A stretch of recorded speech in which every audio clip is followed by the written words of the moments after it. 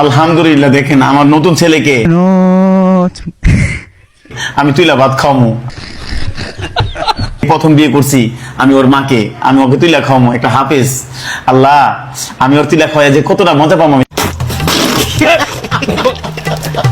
Guys দেখেন আশা কত বড় 1 লিটার আইসক্রিম একাই খাইতেছে।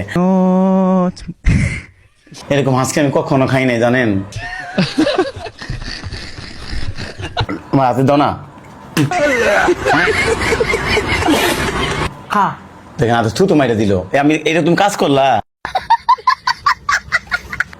দাও যা দিছে থুতু দিছে রে খাই। এটা কি ভাগ্য আমার।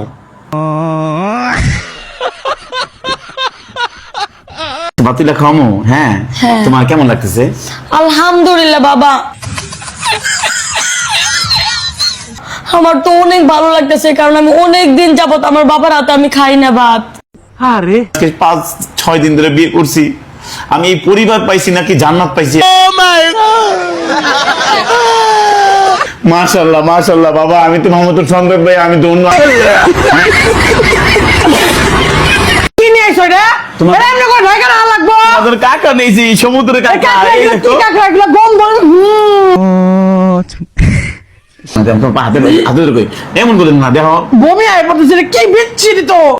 A few moments later. আজকে আমার নতুন স্বামী আমাকে নিজের হাতে রান্না করে কাঁকড়া ভুনা খাওয়াইতেছে। আগে ললা মুখে দাও।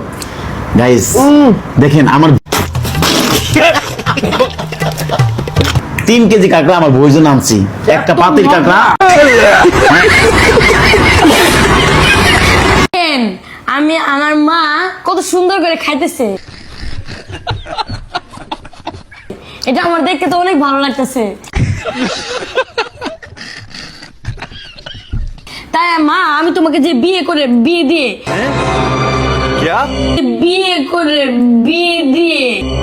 ये क्या बक रहे हो मादरचोद?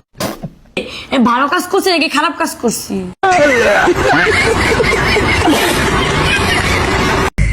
পর্দা করে ভিডিও করবে আমার বউ, এটা কতটুকু বাস্তবায়ন করবো আমি জানি না। আবার জিজ্ঞাসা করতে, আচ্ছা আশা তুমি তো আজকে তো আমাকে নামাজ পড়ে প্রতিশ্রুতি দিলা, সময় পর্দা করে ভিডিও করবে, এটা কতটুকু বাস্তবায়ন? অবশ্যই 100%।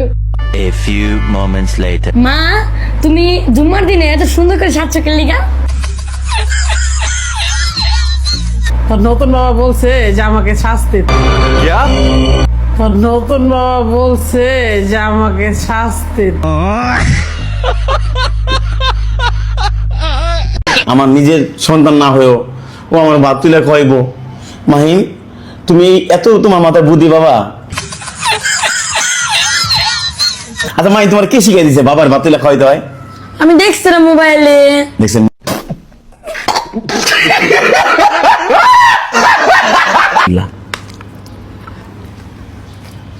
দেখেন এই ভাতটা যে মুখে দিলাম না, মনে হয় আল্লাহ আমার মনে হয় জান্নাতের খাবার মুখে দিল।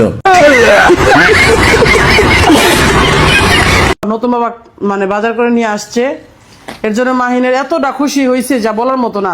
কতদিন ধরে ভাত খায় না।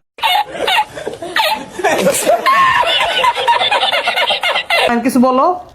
আপনারা জানেন আমি না অনেক দিন ধরে মাছ খাই না।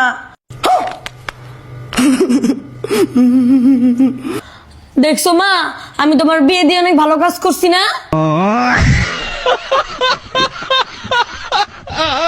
ও তুমি না আমার কাছে তরমুজ খেতে চাইছিলা,